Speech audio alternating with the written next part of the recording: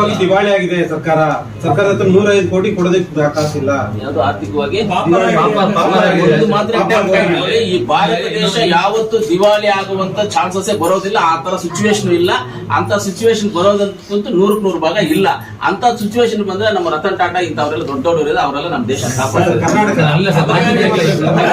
ಬರೋದೇ ಇಲ್ಲ.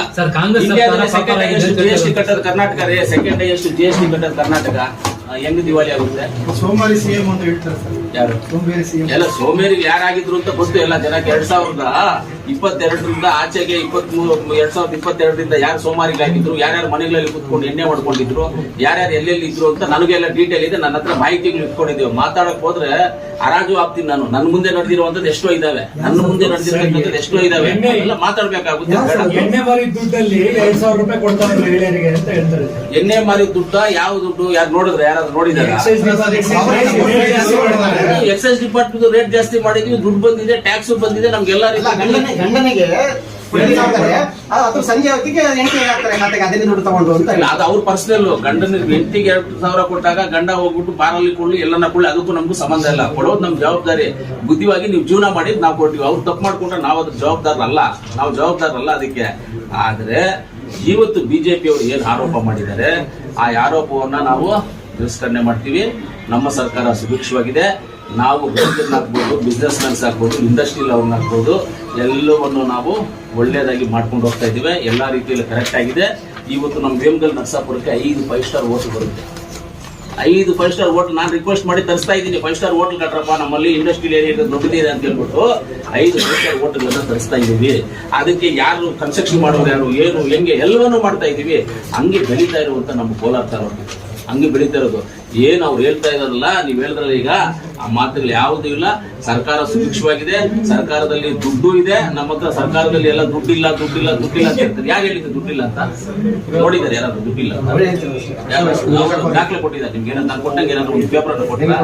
ಅದು ಬಾಯಲ್ಲಿ ಹೇಳ್ಬಿಟ್ಟು ಹೋಗ್ಬಿಡೋದು, ಗಾಲಿಗೆ ಹೇಳ್ಬಿಟ್ಟು ಹೋಗ್ಬಿಡೋದು. ನೋಡಿ, ನಾನು ಒಂದೇ ಒಂದು ಹೇಳ್ತೀನಿ ಲಾಸ್ಟ್ ಆಗಿ ನಿಮ್ಗೆ ಎಲ್ಲರೂ ರಿಕ್ವೆಸ್ಟ್ ಮಾಡಿ. ಬಿಜೆಪಿ ಅವರು ಹೇಳೋ ಮಾತುಗಳು ನೀರ್ ಮೇಲೆ ಬರೆಯೋದು ಎರಡೂ ಒಂದೇ. ಬಿಜೆಪಿ ಅವರು ಹೇಳೋ ಮಾತುಗಳು ನೀರ್ ಮೇಲೆ ಬರೆಯೋದು ಎರಡೂ ಒಂದೇ ಮಾತುಗಳು. ದಯವಿಟ್ಟು ಅವ್ರನ್ನ ಬಿಟ್ಬಿಡಿ. ನಾವೇನಾದ್ರೂ ಅಭಿವೃದ್ಧಿ ಮಾಡಿಲ್ಲ, ಇದು ಮಾಡಿಲ್ಲ. ಕೆಲವರು ನಮ್ಮ ಲೀಡರ್ಸ್ ಮನೆಯೆಲ್ಲ ನನ್ನನ್ನೇ ಕೇಳ್ತಾ ಇದ್ರು, ನೀನು ಕರೆಕ್ಟ್ ಆಗಿ ಬರ್ತಾ ಇಲ್ಲ ಅಂತ. ನಿಮ್ಮ ಪತ್ರಕರ್ತರಲ್ಲೇ ನಾನು ಕೇಳ್ತೀನಿ, ನಾನು ಕೋಲಾರಲ್ಲಿ ಇಲ್ದಿರೋ ದಿವಸ ಯಾವತ್ತು? ತಿಂಗಳಲ್ಲಿ 20 ದಿವಸದಿಂದ 25 ದಿವಸ ಕೋಲಾರಲ್ಲೇ ಇದ್ದೀನಿ ನಾನು.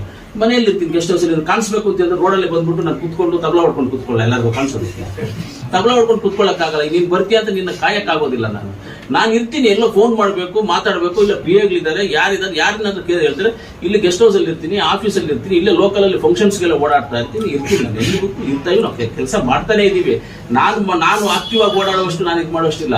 ನಾವಂತೂ ಒಂದನ್ನು ಹೇಳ್ತೀವಿ, ಜಿಲ್ಲೆ ಬಗ್ಗೆ ನಾನು ಮಾತಾಡಲ್ಲ, ಕೋಲಾರ ತಾಲೂಕಿನ ಬಗ್ಗೆ ಇನ್ಕ್ಲೂಡಿಂಗ್ ನಮ್ಮ 3 ಹೋಬಳಿ, ಪುತ್ತೂರು, ಓಲೂರು, ಸುಂಟೂರು ಹೋಬಳಿ ಸೇರಿಸ್ಕೊಂಡು ಮಾತಾಡ್ಬೇಕಂದ್ರೆ ತಾಲೂಕು ನಮ್ಮ ಅಂಡರ್ ಬರುತ್ತೆ.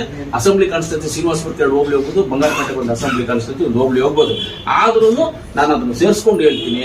ಇಲ್ಲಿರ್ತಕ್ಕಂಥ ರೈತರಿಗಾಗ್ಬೋದು, ಯಾರಿಗೆ ಆಗ್ಬೋದು, ಏನೇ ಕರೆಂಟ್ ಆಗಲಿ, ನೀರಿನ ಸಮಸ್ಯೆ ಆಗಲಿ, ರೈತರಿಗೆ ಮೇವಿಗಾಗಲಿ, ಈ ಫಂಡ್ಸ್ ಇವತ್ತು 2,000 ರೂಪಾಯಿ ಇನ್ನ ಬರಬೇಕು, ಇನ್ನ ಬ್ಯಾಲೆನ್ಸ್ ಇದ್ದಾವೆ, ಅದನ್ನೆಲ್ಲ ಹಾಕ್ಸುವಂತ ಜವಾಬ್ದಾರಿ ತಗೊಂಡು ಖಂಡಿತವಾಗ್ಲೂ ನಾನು ಮುಖ್ಯಮಂತ್ರಿಗಳ ಹತ್ರ ಕೂತ್ಕೊಂಡು ಮಾತಾಡ್ತೀವಿ. ಬಿಜೆಪಿ ಅವರಿಗೆ ನಾನು ಇನ್ನೊಂದು ಒಂದು ಹೆಜ್ಜೆ ಮುಂದೆ ಹೋಗಿ ಹೇಳ್ತೀನಿ. ಅವ್ರಿಗೆ ಎಚ್ಚರಿಕೆಯನ್ನು ಕೊಡ್ತೀವಿ. ನಾವು ಸುಮ್ಮನೆ ಹಿಂದೆ ಇರೋ ಮಾತುಗಳೆಲ್ಲ ಮಾತಾಡಿ ನೀವು ಹೇಳಿದ್ರಲ್ಲ, ಆ ಮಾತುಗಳಲ್ಲಿ ಹೇಳೋಕೆ ನಮ್ಗೆ ಬಯಲಲ್ಲ. ಹಂಗೆಲ್ಲ ಹೇಳಿದ್ರೆ ಮಾತ್ರ ನಾವು ಸುಮ್ಮನೆ ಇರೋದಿಲ್ಲ. ನಾವು ಮಾತಾಡಿದ್ರೆ ಆಮೇಲೆ ಬೇರೆ ತರ ಎಲ್ಲ ಆಗೋಗ್ಬಿಡುತ್ತೆ. ಅಂದ್ರೆ ಅವ್ರದ್ದು ವಿಚಾರಗಳು ನನ್ನ ಹತ್ರ ಇದಾವೆ. ಯಾರ್ಯಾರು ಏನೇನು ಮಾತಾಡಿದ್ದಾರೆ, ನನ್ನ ಮುಂದೆ ಡಿಸ್ಕಷನ್ ಆಗಿರುವಂತ ವಿಚಾರಗಳೆಲ್ಲ ನನ್ನ ಹತ್ರ ಇದಾವೆ. ಅದನ್ನೆಲ್ಲ ನಾನು ಹೇಳ್ಬೇಕಾಗ್ತದೆ. ಅದನ್ನೆಲ್ಲ ನಾನು ಹೇಳಿದ್ರೆ ಬೇರೆ ತರ ಆಗುತ್ತೆ. ದಯವಿಟ್ಟು ಅದನ್ನೆಲ್ಲ ಹೇಳೋದು ಬೇಡ. ನಾನು ಆರ್ ಅಶೋಕಣ್ಣ ಅವ್ರಿಗೂ ಹೇಳ್ತೀನಿ, ಬಸವರಾಜ ಬೊಮ್ಮಾಯಿ ಸಾಹೇಬ್ರಿಗೂ ಹೇಳ್ತೀನಿ, ನಾನು ಎಲ್ಲವನ್ನೂ ಕರ್ನಾಟಕಕ್ಕೆ ಇರುವಂತ ಸರ್ಕಾರಕ್ಕೆ ನೀವು ಸಪೋರ್ಟ್ ಮಾಡಿ. ಕೇಂದ್ರ ಸರ್ಕಾರದಿಂದ NDRF ಫಂಡ್ ಅನ್ನ ತರಿಸಿ ಮಾತಾಡಿ. ಆದ್ರೂ ಕೇಳ್ಕೊಳ್ತೀನಿ ನಾನು, ಪ್ರೈಮ್ ಮಿನಿಸ್ಟರ್ ಹೋಗಿ, ಸ್ವಾಮಿ ಇದೇ ನಿಮ್ ಕಾಲುಗಳು ಹಿಡ್ಕೊಳ್ಳಿ, ಅವ್ರ ಕಾಲುಗಳು ಹಿಡ್ಕೊಂಡು ತರಿಸ್ಲಿ. ಇಲ್ಲ ನಿಮ್ಗೆ ಆಗಲ್ವಾ, ನಮ್ಮನ್ನು ಕರ್ಕೊಂಡಾಗ ಅವ್ರ ಕಾಲುಗಳು ನಾವು ಹಿಡ್ಕೊಂಡು ನಮ್ಮ ರೈತರಿಗೋಸ್ಕರ ಕಾಲು ಹಿಡಿದು ಇದೇ ನಿಮ್ ಕಾಲುಗಳು ಅನ್ಕೊಂಡು ನಾನೇ ಹೋಗ್ಬಿಡ್ಬೇಕಂದ್ರೆ ಪ್ರೈಮ್ ಮಿನಿಸ್ಟರ್ ಹತ್ರ ಇವ್ರ ಜೊತೆ ಹೋಗ್ಬಿಟ್ಟು ಕೇಳ್ತೀನಿ, ನಮ್ಮ NDRF ಫಂಡ್ ಕೊಡಿ, ನಮ್ಮ ರೈತರನ್ನ ಕಾಪಾಡಿ ಅಂತ ಹೇಳ್ತೀನಿ. ಆದ್ರೆ ನಮ್ಮ ಶಕ್ತಿಗಿಂತೂ ಮೀರಿ ಕರ್ನಾಟಕ ಸರ್ಕಾರ, ನಮ್ಮ ಸಿದ್ದರಾಮಣ್ಣ ಅವರು ರೈತರನ್ನ ಕಾಪಾಡ್ತಾ ಇದ್ದೀವಿ. ಏನು ಸಮಸ್ಯೆ